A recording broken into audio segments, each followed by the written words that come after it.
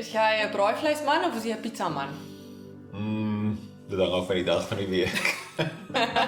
Ons doen gewoonlik pizza op Vrydag en dan Saterdag sal ons braai en Sondag sal ons braai ook. Ja. Okay. Ja. Okay. Byna. Ons huishouding het een swakpunt en dit is knoffelbrood. Ons is al 4 van ons is baie lief vir knoffelbrood en ons sal elkeen ons eie knoffelbrood verorber as ons kan. Die enigste uitdaging daarmee is dis gewoonlik op 'n Saterdag aand en dan Sondag sien die gemeente, ruik die gemeente ons voor die gemeente ons sien. En as ons saamgesels oor die reuk van kos en van wyn wat saam met Jesus geloop het tot by sy kruisiging. Daar's baie Ou Testamentiese verwysings na wyn.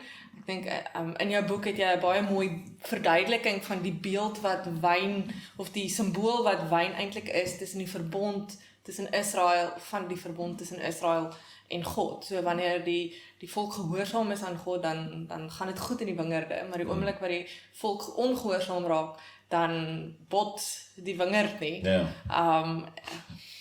So ja, dis 'n mooi beeld en as ons kyk na Jesus en saam met hom loop op pad na sy kruis toe, sien ons baie plekke wat hy met kos te doen gehad het, wonderwerke wat met kos te doen gehad het. Gesels bietjie met ons oor wie is hierdie Jesus wat na kos, dalk knoffelbrood, ek weet nie of het hulle al knoffelbrood geëet in daai tyd nie. Maar definitief na wyn, want in sommige gevalle was dit veiliger om wyn te drink as wat dit was om water te drink. Wie was hierdie Jesus? Ja, so Jesus wat na kos en wyn ruik, so kos is so obviously 'n integrale deel van ons almal se lewe en 'n groot deel van ons lewe. So dis natuurlik dan hoekom die Bybel so baie daaroor praat. En soos jy gesê het, die metafoor van wyn, as jy, ek skryf in 'n boek, as jy soet is, kry jy wyn. Want dit was 'n simbool van die verbond om te sê dat wanneer dit goed gaan en almal gehoorsaam is en baie goed is, dan gaan dit goed in die lande. En dis daai tipe ou 'n manier van dink oor hoe God werk en hoe die skepping werk. Maar en meer as dit, so die simbool van kos en wyn word die simbool van die koninkryk. Dit word simbool van God se guns, God se koms. Wanneer alles reg is en alles goed gaan, dan is daar kos en wyn. Daai bekende Jesaja teks wat sê die tafel gevul met geurende kos en goeie wyn en vleis en alles. Dit is, as jy wil weet wat die hemel is, of die koninkryk is, of God se goedheid is, dis 'n lang tafel. Dis 'n lang tafel vol kos en wyn en vriende wat kuier. Dis wat dit is. En ek het so kleintjie dood daaraan as ek by 'n kerkgebou aankom en daar's dis gewoon ook so hamburger met so rooi streep deur op die deur. As ek het hoe is dit kerk? Kos is deel van kerk en Jesus se bediening gebeur rondom tafels en veral in die Lukas evangelie is dit heeltyd ete op ete. En Jesus is genoem, die naam wat hulle gebruik het om hom uit te haal is 'n vraat en 'n wynsuiper. En jy word nie 'n vraat en 'n wynsuiper genoem as jy min eet en min net nou en dan ietsiekie en jy vas meeste van die tyd nie. Dis soos dit is om die rede wees hoekom hulle dit hom genoem het, want hy het baie saam met mense geëet. En as jy dink om 'n tafel is waar mense gemaklik is, waar hulle bietjie hulle skanse laat sak en waar jy met mense kan praat en goeie gesprekke en goeters gaan hê. So ek kan dink dat dit is 'n ideale manier om vir Jesus om mense te bedien, om by hulle uit te kom en hulle lewens te deel is rondom 'n tafel.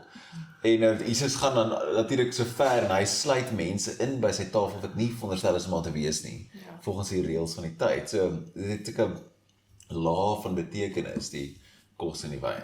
Okay.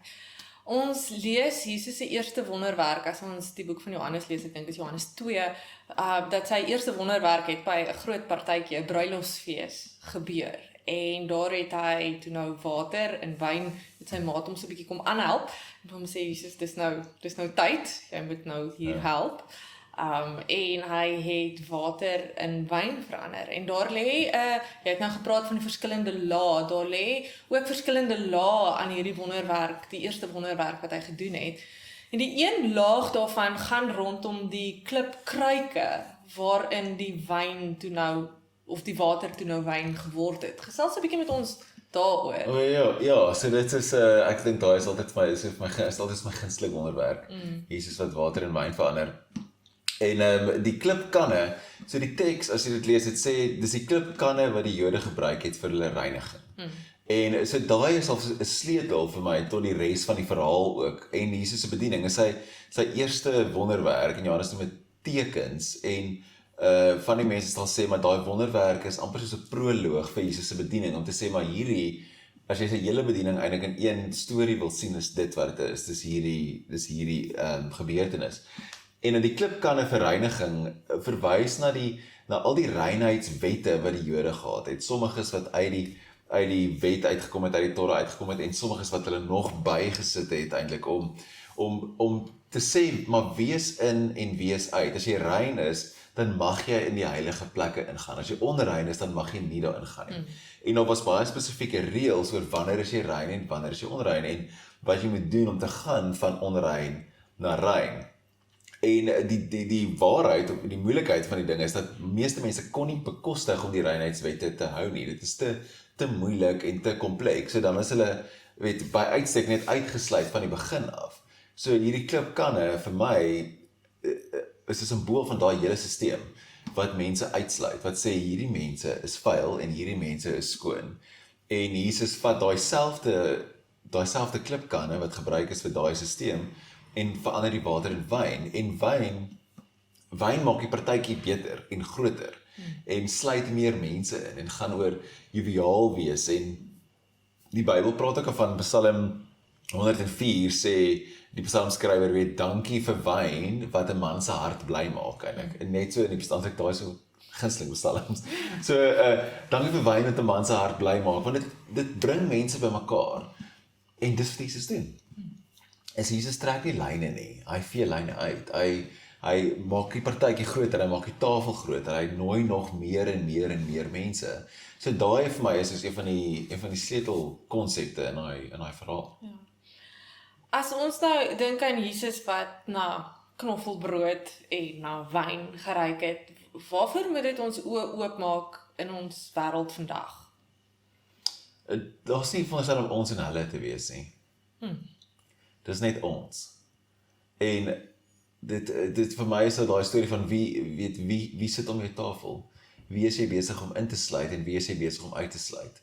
So ek begin ook in die boek met 'n storie van hoe ons om 'n tafel gesit het en met een persoon wat daar was wat ek uitgesluit het in daai oomblik. En hoe ek eintlik na die tyd gedink het, maar dit is so simpel. Hier sit ek die groot Christen nou en ek is die een wat dan daai persoon uitsluit as gevolg van wie hulle is en wat ek ook al van hulle gedink het.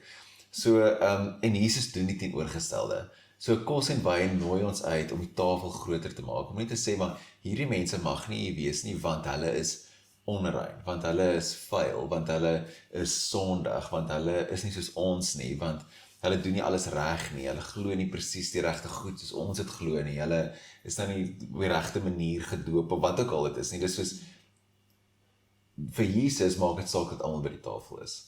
En dis wat hy doen. Hy maak sy tafels nog groter en groter en groter en sluit almal in.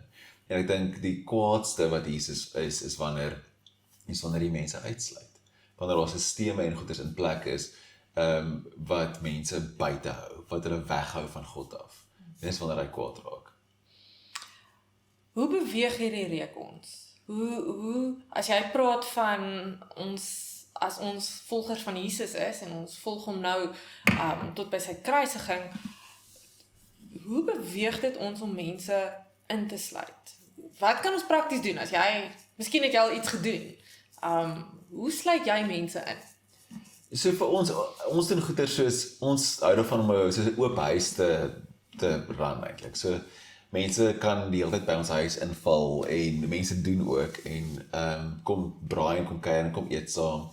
En ons sal altyd op Kersdag byvoorbeeld sal ons vir mense sê, almal wat nie 'n plek het om heen te gaan nie, kom na ons huis toe. Of as jy 'n plek het om heen te gaan, wil daai mense saambring, dan kan jy ook kom. So ons probeer ons lewe so leef as 'n huisgesin om 'n oop tafel te hê en 'n oop huis te hê waar enigiemand kan kom en om mense in te sluit as ons by sê nou maar by 'n partytjie is of by 'n braai of iets om seker te maak maar mense is ingesluit, veral die en is vinnig om te sien wie is die wat uitgesluit word uit die groep. Dit is nie moeilik nie. En om altyd na daai mense toe te beweeg en te sê kom maar jy kan kom staan saam of ons staan by jou om altyd te beweeg na die een aan die buitekant toe. En Ek dink daai woordjie na vat vir my eintlik die hele Bybelstorie saam. God beweeg na ons. Jesus beweeg na ons, die Gees beweeg na ons. Ons beweeg nie na God toe nie, God beweeg na ons toe eerste. En ons moet self te doen. So ons is die wat moet beweeg na ander toe en hulle dan insluit. Ek het nou nie 'n glas wyn nie, maar ek het 'n koppie koffie, so ek gaan vir jou sê cheers. Cheers.